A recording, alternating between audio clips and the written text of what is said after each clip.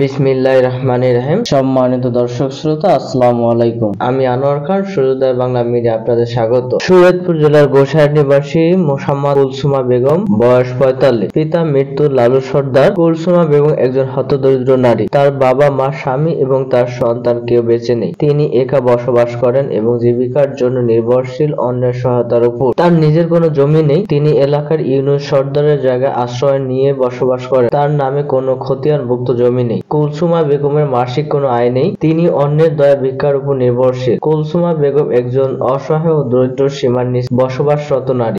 কুলসুমা বেগমের কোনো ছেলে সন্তান নাই, স্বামী নাই, কোনো জায়গা সম্পদ নাই। সে পরের বাসায় থাকে, এমনকি সে পরের কাজ করেই খায়। খুব গরিব মানুষ সে। আমার স্বামী নাই, সন্তান নাই, আমার বাড়ি নাই, ঘর নাই। আমি অনেক গরিব, অসহায়। আমার কেউ নেই।